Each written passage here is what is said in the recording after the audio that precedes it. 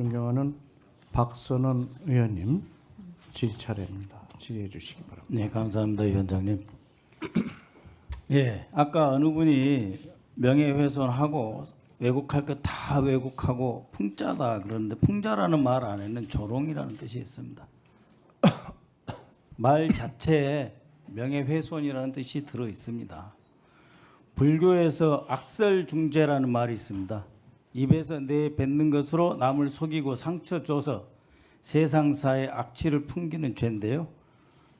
악설중죄 다음에 따라오는 내자가 또 있습니다. 화탕지옥. 그 정도의 중죄를 졌다라고 불교계에서는 볼 수 있습니다. 존경하는 후보님의 삶의 역정을 인사청문회가 진행되고 또 여러 가지 채무 또 그걸 다 성실하게 갚고 그 속에서의 고통을 다시 이렇게 보면 참 친구로서 죄송하고 미안합니다. 정말 너무 제가 무지했다는 생각도 들고요. 참 죄송합니다. 경제 정책에 대해서 한 가지 질문 드리겠습니다. 지금 그 전 세계가 지금 전쟁의 위협, 경제의 그 공포 속에 사로잡혀 있습니다만 그 속에서 오늘 또 3,112% 코스피가 또 올랐습니다. 전 세계에서 아마도 상대적으로 가장 안정되고 평화로운 지역이라고 하는 평가가 그 해외 자금이 증시로 유입되는 것을 촉진하지 않나 생각이 드는데요. 걱정이 없는 것은 아닙니다. 금융 장세가 이 실적 장세로 전환될 때까지 시간이 좀 걸리지 않습니까? 그래서 이제 금융 장세에서 자기 자본을 기업이 직접 조달하고 그래서 대출 이자의 압력을 줄이고 투자를 늘려서 매출도 늘리고 그게 일자리로 이어지는 이런 선순환이 되는 것.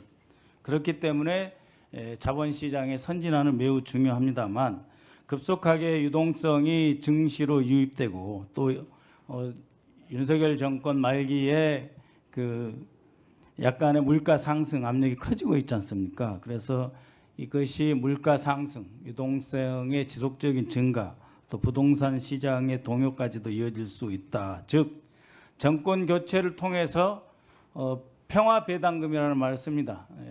코리아 디스카운트, 한국이 안보상 위협 때문에 늘 저평가되던 것이 극적으로 오히려 코리아 프리미엄으로 바뀌는 이런 현상, 그것을 이제 평화 배당금, 피스 디비던드라는 말도 쓰고 하는데 그렇게 그 급속하게 느는 유동성으로 인해서 정부의 증시가 활성화되는 건 좋은데 정부의 경제 정책을 서서히 조율하고 방향을 전환하는 데는 또 압력으로 작용하는 측면이 있거든요.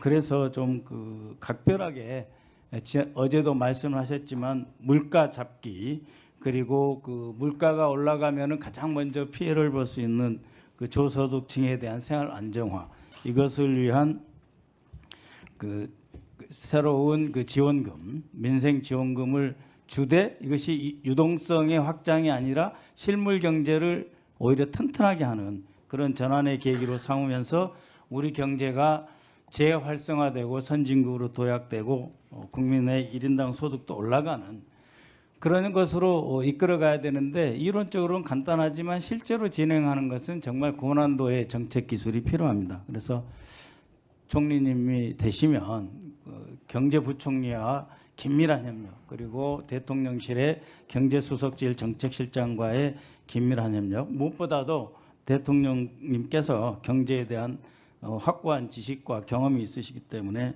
이러한 협력이 매우 중요할 것이라고 보는데 당장 그 취임을 만약에 하시면 그 최우선순위 경제 최우선순위를 어디다 두실지 한번 질문드립니다. 제가 택시나 대중목욕탕을 이용하는 걸 굉장히 좋아하는데 최근 며칠 사이에서도 거기를 가서 아유 요새 이게 정말 코스피 무섭게 오르더라고 그런 말씀을 들었습니다. 굉장히 좋았습니다. 근데 그러면서도 제가 어제도 말씀드렸지만 사실 착시 현상을 저희가 주의해야 될 상황이 아니겠습니까? 제2의 IMF라고 불릴 만큼 구조적으로는 지금 불안정한 상황이어서 정책이라는 게 특히 경제 정책이 너무 복합적인 다면체여서 이쪽을 기대하고 이쪽을 누르면 이쪽이 나오고 이쪽을 누르면 이쪽이 나오는 그런 성격이어서 저희들이 지금 바라보는 좋은 선량한 측면이 있는 정책적 효과들이 경우에 따라서는 지금 우려하신 어제 우리 이종배 위원장님도 지적하셨고 몇 분이 지적하신 혹시라도 그 물가의 자국으로 가는 것이 아니냐라는 문제를 포함한 여러 측면이 있어서 그 부분들을 굉장히 유념해야 하고 특히나 어제도 말씀드렸지만은 서울시에서 그 오세훈 시장이 토지거래 허가제 문제를 잘못 다루면서 생겨난 부동산에 대한 긴장이 있는 것에 대해서도 저희들이 유념을 하고 있습니다. 정책과 관련해서 한 가지만 더 말씀드리자면은 제가 비교적 IMF 비대위 이후에 쭉 경험을 해보면서 또 재경이 정부 이동을 거치면서 정책이 정말 생선 굽듯이 이렇게 해야 되고 굉장히 조심스럽고 또 여러 가지 미치는 영향을 복합적으로 봐야 된다 이렇게 하는데 정책이 저는 정책하는 사람의 성격과 굉장히 비슷하다고 생각합니다.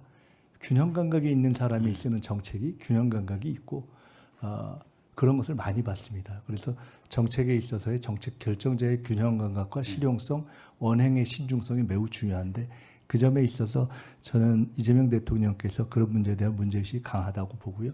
이런 전제 위에서 무엇보다도 중요한 것은 첫째, 제가 취임하게 된다면 어제도 말씀드렸지만 저는 상황이 좋아지고 있고 좋아질 것을 확신하지만 구조적인 위기에 있다는 것을 명확하게 하는 것부터 시작하고 싶습니다.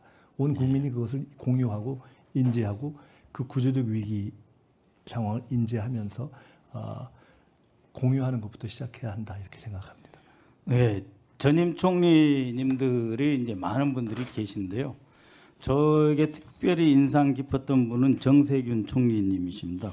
코로나19 때 그 신천지에 의해서 대구 전역에 급속하게 코로나가 확산돼서 정말 위기에 빠졌을 때 2주일을 현장에서 머무르면서 직접 책임지면서 진두지휘하셨거든요.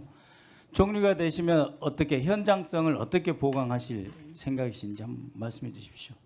네, 그 전임 총리들께서 하셨던 그런 노력을 의 2배 이상을 하려고 노력하겠습니다. 제가 총리 지명을 받고 생각을 해보니까 많은 경우에 어떻게 보면 총리를 조금 의미 없이 평가하는 것처럼 쓰여졌던 의미의 의전 총리, 행사 총리, 대독 총리, 현장 총리, 민생 시찰 총리 이게 의미가 없는 것이 아니다라는 생각을 하게 됐습니다. 대통령이 직접 못 가는 현장, 그런 행사 이런 곳에 가서 국민들과 함께하고 또는 행사의 성실을 다하고 하는 것이 매우 중요한 것이다라는 생각을 하게 됐고 특히나 재난 현장이 발생했을 때에는 저는 담당자들에게 피해를 안 주는 법이 한해서 최대한도로 밀착적인 행정을 하겠습니다. 대통령님하고 워낙 돈독하시니까 국민과 현장에 또 가까워진 총리가 네, 박선호 의원님 수고하셨습니다. 다음은 존경하는